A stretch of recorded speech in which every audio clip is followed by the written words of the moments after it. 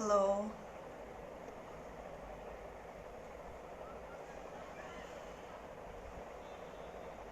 Good evening.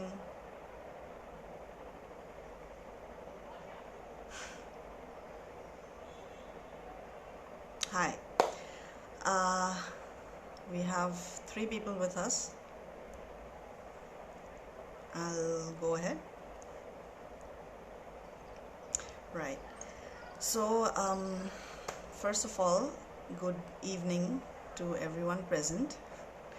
I'll just give a brief introduction about myself because I know I'm a new face on this page. So my name is Bhaswati Saikia and I'm a licensed clinical psychologist, and I am currently working at the Happiness Studio, Delhi. So if my voice and everything is audible, please let me know in the comments, yeah?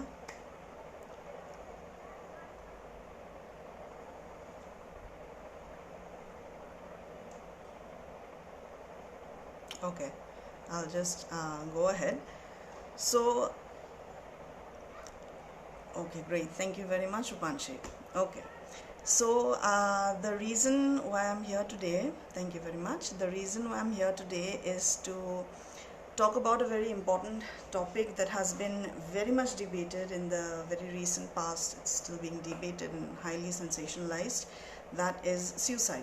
On the event of World Suicide Prevention Day 2020, I'm here to talk a little bit about it, and sort of give you a brief understanding on what suicide is, because it is something that we hear day in and day out from some far corners of our country, or someone that we already know. We have heard it, maybe in first person, maybe in second or third person, but then how much have we actually thought about it? How much have we actually discussed it, right? So that is why I'm here to talk about it a little bit today, to just give you a brief understanding on what suicide is, and how to look out for it, the markers, the warning signs as people call it, and what to do if we are in contact with someone who is experiencing suicidal thoughts or has confessed to having suicidal thoughts, right? Because that can be disturbing. So basically, the first thing that of course we all know is that it is the act of taking one's life. Now, this act of taking one's life is highly dependent on their ability to cope with the problems or adversities that they're facing, right? Now, when I talk about adversities, it could be anything really. It could be a mental health problem, right, such as depression or anxiety, say for example, which leading to depression, or it could be from other areas of their life. It could be financial stress, it could be social, exceedingly social integration or lack of social integration per se. It could be occupational worries, family worries, it could be anything, right? But the point of the matter is that if any person feels that they are unable to cope with the adversity or the problem, and the stakes are too high, right, that is when people do think about suicide, think about ending their lives, about not living anymore, right? Now, when we talk about suicide, when we want to discuss suicide, the basic thing we need to understand first of all is that to a large extent it is connected to depression, right? A lot of times we had a lot of clients within our clinical setup where they come with complaints that they have been having thoughts about not wanting to live anymore, or not wanting to exist, because they feel that they don't have any hope, they feel worthless, there's no hope for the future, there's no anticipation of anything, right? Now, immediately one of the core clinical diagnosis or provisional diagnosis that we can make out for this is depression, of course, because suicide is mental health wise always related to depression. There can be other concerns as well, other reasons why suicide is occurring or suicidal thoughts are occurring, but clinically depression is always the first option or the first diagnosis that a clinician would make. Now, when I talk about depression and its attachment to suicide, it is important to note the markers, right? As in, what are the warning signs, the telltale signs that can tell us that, okay, this person is having suicidal thoughts and, having depression because of it. So when we talk about depression, in addition to suicide, we have other kind of symptoms as well, such as we could have sadness of mood, right? Not sadness of mood as in, like, for example, I lost my wallet and I had all my cards in it and now I'm feeling sad, and my sadness will persist for at the max maybe a day or two, but then I will be able to cope with it and my sadness will decrease to a large extent. That is not depression, right? Depression, when we talk about it, it is basically prolonged and persistent sadness. There could be a reason for it, or perhaps there's no reason for this sadness, but the point of the matter is that sadness exists, right? And in addition to sadness, there could be things like, not feeling interested in anything that they're doing, like they've just lost interest in any. It could be recreational activities, it could be their work, it could be their family. They have basically lost interest in anything that used to give them pleasure, that they used to find appealing and desirable. Then in addition to that, there could be fatigue as well, which is both mental and physical, both kinds, right? Where the person has not done anything per se, they've not exactly lifted a finger or done any work, but still, sense of fatigue exists and people feel like, I don't want to do anything, I'm tired all the time, right? These are some of the core symptoms or core signs of depression that one can see. In addition, of course, there are other things as well, such as, low confidence, poor self-esteem. There could be crying spells where the person cries a lot, right? It's not necessary that it is triggered by anything, but crying spells do occur, frequently or infrequently, of course. Now, these are all symptoms of depression, which can be considered the markers when we talk about suicide. That means in addition to suicide, these symptoms also coexist, and these symptoms are our markers. In addition to that, of course, if we talk about suicide singularly, some of the signs are if a person, expresses the thought that, it could be just in passing, but they express the thought that they don't want to live anymore, right? That there's no point in living, that the world is going to hell, that, there's nothing's going right with the world, and there's no point in them living or in existing anymore, right? So these are all sort of symptoms or signs which show that a person is experiencing suicidal thoughts, suicidal ideation, right? Now, when we talk about the reason why such suicidal ideation occurs, they are, loosely categorized in four ways, basically. One could be that they are extremely integrated within the society in such a manner that there are high expectations of them, right? That there's so many people looking at them, keeping a close eye on what they're doing, what they're wearing, where they're going, high amounts of expectations, as a result of which the person feels very pressurized to perform, to be, to exist, right? That can lead to suicidal ideation.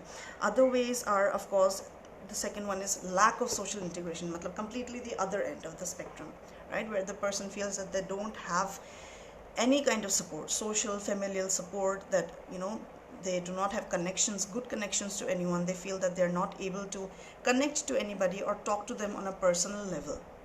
This can also lead to a lot of, suicidal thoughts and not wanting to live anymore. Then there could be a kind of, one of the source is what is well known as altruistic suicidal ideation. That is where, like, altruism is basically giving without expecting anything in return, right? Doing a good deed for someone else without expecting anything in return. That is altruism. Now, altruistic suicidal ideation, basically, you will be able to find in maybe in a lot of religious beliefs, or it could be in terms of the national, how people feel about the country, right?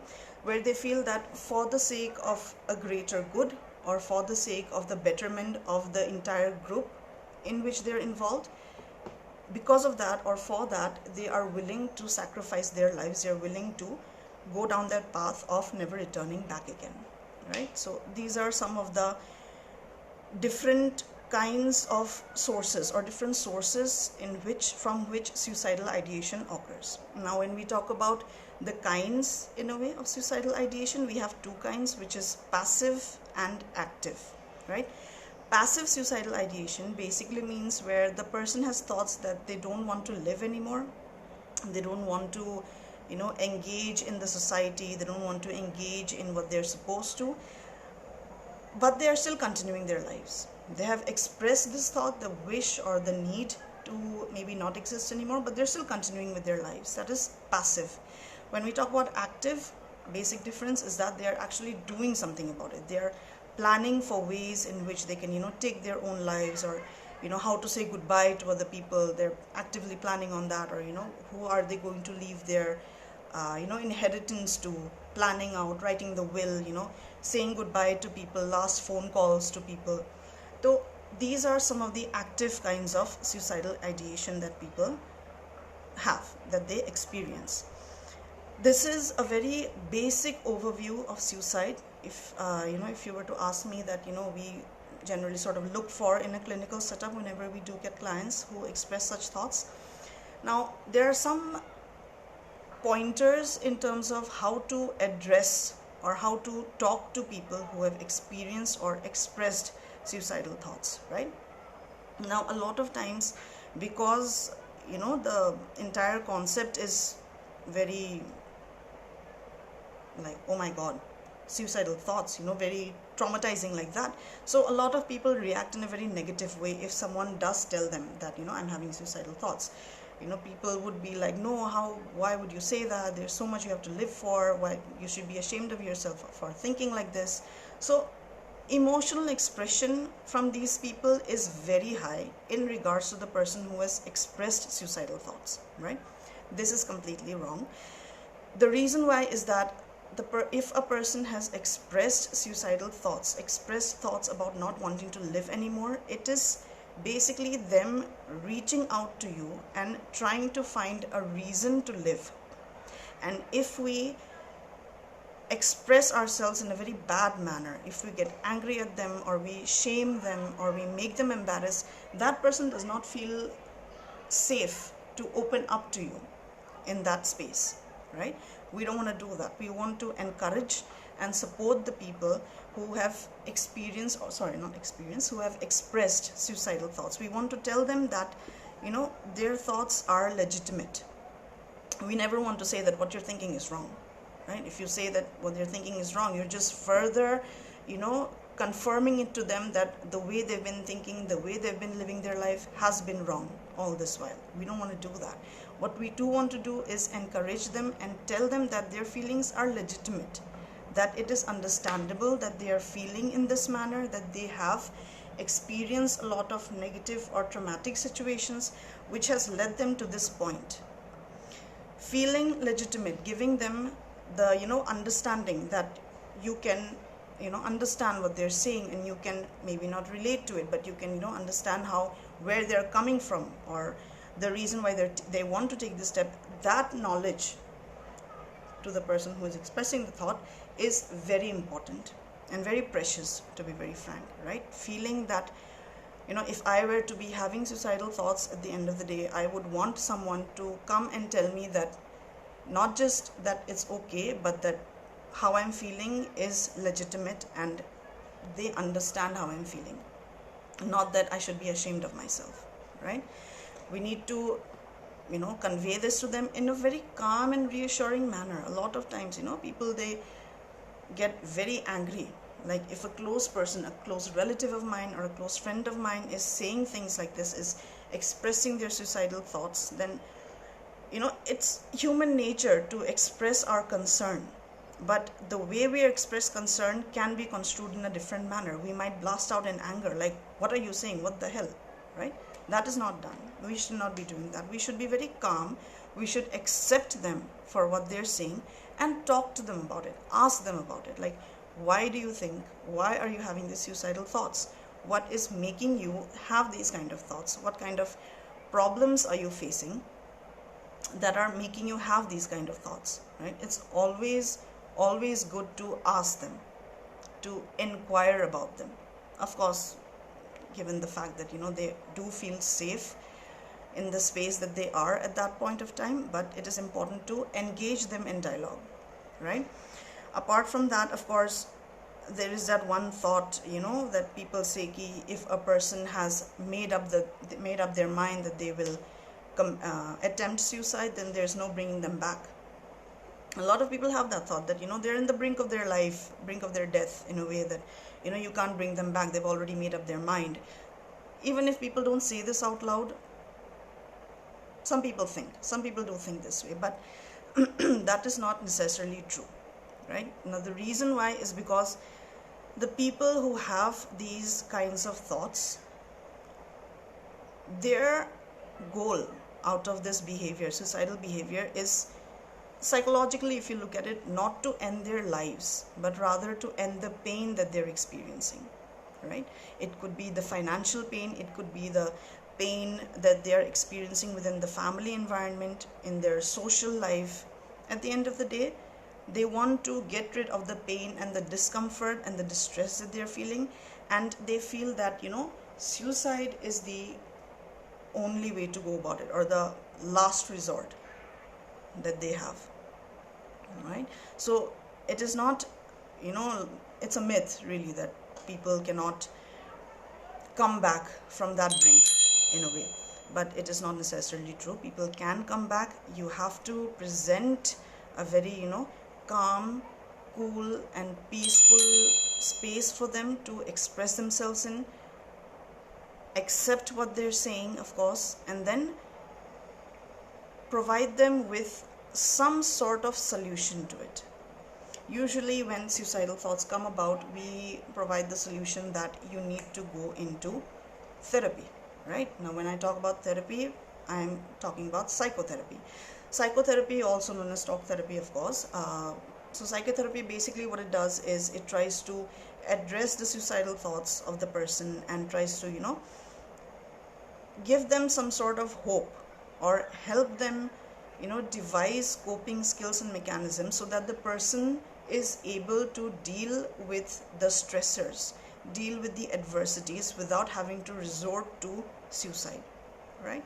So definitely, if you know anyone, or if you yourself have been feeling that there's no point in living, that the problem that I'm facing is too big for me to handle it, definitely I would highly encourage, talk it out, right? Whether you're talking with a friend, a general counselor, or if you want to go into therapy, point is you need to talk about it. Just keeping the problems within yourself and considering the last resort is not it, right? So we have to provide them this much amount of space and comfort that they are able to open up to us and tell us what is really bothering them, and for them to have that trust in us that we will be able to help them, right? That is one of the myths or misconceptions, you could say, that people don't come back once they're at the brink. Another misconception, I had actually taken this out, is that talking about suicide will incite others into doing it, will encourage other people to do it. That is also a misconception that people do have regarding suicide, which is not necessarily true actually, because a person who is experiencing suicidal thoughts, at the end of the day, as I mentioned, they do want to get rid of the pain and not end their life, right? So in order to end their pain, they need help, which is natural, which is obvious and understandable that they need help. But if they are talking to the another person, it doesn't necessarily mean that the other person will also be motivated to end their life, because there is a clear communication and discussion on why are they feeling this way, right? What can be done in order to get rid of these kind of thoughts? There is a whole healthy dialogue which can occur between the person who's feeling the having these thoughts and the person who is hearing these thoughts. So it is not always necessary that talking about suicide will lead to suicide in other people. It will encourage other people to attempt it as well, right? Then there is another thing that a lot of people do talk about, is that the people who talk about it won't actually do it. This is not true either. People, before they take this step, they take this step of ending their lives and not living anymore, they always put out signs in their environment, right? They always tell people around them. It might not be direct, they might not be telling you directly that okay, I don't want to live anymore, but it could be in passing, right? That there's nothing to look forward to in this world, there's no reason for me to exist anymore, right? There's always some amount of signs that they put out into the environment to the people that they both feel close to and to complete strangers. They do, right? So they will always look for help before they take the last step. So if someone is telling you that they're having these kind of thoughts, don't think that okay, they're just saying it, they're not actually going to do it, because them saying it frequently and not getting a response out of anyone will be significant to them actually going ahead with it. So it is important that if you've ever had a friend, a colleague, a family member, a stranger tell you that there's no point in living anymore, we do want to follow it up. We do want to see what is bothering the person, why are they feeling like this, right? So these are some of the very significant signs of how a person who is experiencing these thoughts, some of the signs that they put out into the environment, and what we can do to help them, right? What we can do to address these kind of thoughts in people. Talk to them in a reassuring manner, in a cool, calm manner, definitely, provide support, encourage them to seek help, of course, be it therapy or counselor or just talking to anyone, any friend, anyone, or just even to the person they're expressing this to, and then telling them that their thoughts, their feelings, how they have reached to this conclusion is legitimate, but not necessarily the correct way to go about it. And that's the basics of suicide for this World Suicide Prevention Day, of course. If anyone has any sort of questions, please go ahead and ask. It's very important that you have any doubt. If you have any doubts, or if you have any concerns regarding this, regarding yourself or someone else, it is very important that you voice it out and that I answer it, so that you are also in the better know-how of how to address it, how to deal with it. Any questions are welcome, any kind.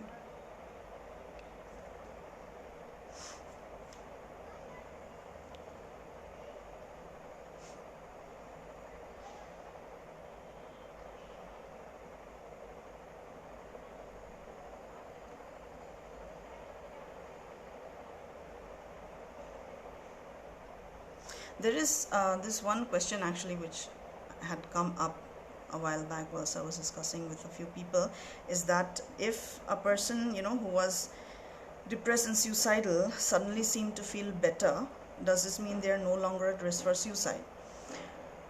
It is hard to tell, really, because if the person was feeling in a specific manner and suddenly has changed their mind, it does not necessarily mean that they have given up on suicidal thoughts. It might have changed from active ideation to passive ideation. As I mentioned, passive is thinking about it, and active is actually planning it, actually doing something about it, right?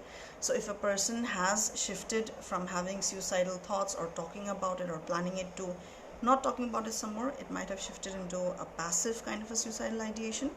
But the fact is that he or she is still experiencing some sort of problem because of whatever the source is, and for that point of time they may have gained the courage, definitely they may have gained the coping mechanisms and strategies to deal with it, but we do want to encourage them still to visit a therapist, to talk to a clinician, talk to a professional, and sort it out on a long-term basis, not just on a short-term basis. Not just distract yourself with something else, but rather fix the problem, whatever it might be, either through changing the environment around you or changing your own thoughts about whatever problem and adversity you're facing, that person is facing. Any questions?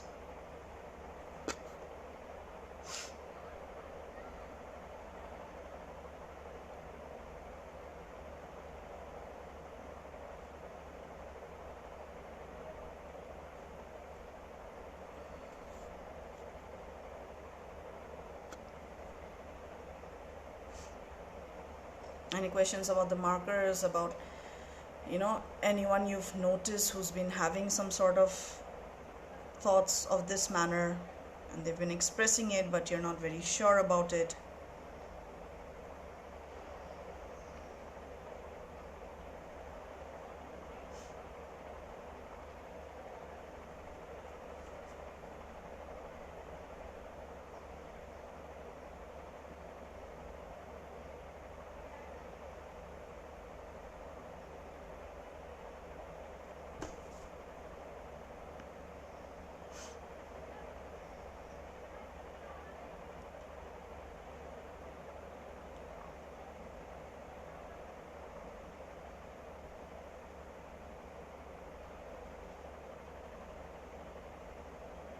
No questions?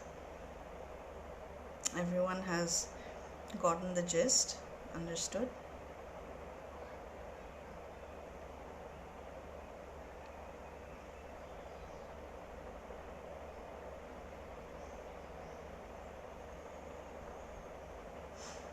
Okay. Take care. If it's quite good actually, if no one has any questions, that means you guys have all understood and the information has been satisfactory to quite an extent. Now if anyone, you know, if you or anyone you know has been experiencing negative thoughts, you know, prolonged amounts of time, durations of sadness, or, you know, demotivated to work and not engaging in things that they feel good about, you know, and pleasurable or recreational activities, if you feel there's anyone there that you know of, then I would highly recommend you visit us. Definitely, we are Happiness Studio. We are here to help. Any problem you have, we are always there to help and support.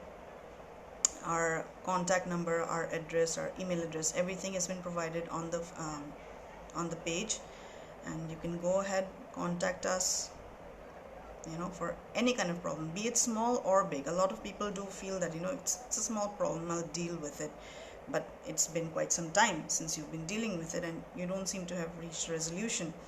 Even then, I would highly suggest that you do contact us, and we are all trained clinicians here, we're all licensed clinicians here, and we are more than happy to assist you, to help you develop, you know, active and healthy coping mechanisms so that you are able to deal with your problems and adversities in a much more healthy manner, in a much more productive manner, so that, you know, the next time you do experience anything like this, you don't have to go through it again. You don't have to go back into a very negative line of thought again.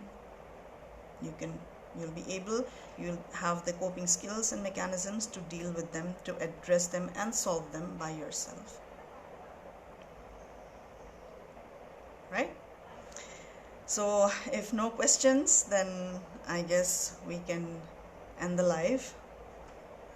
I'll just take one more minute to see if anyone has any follow-up questions. If not, then I will end the live.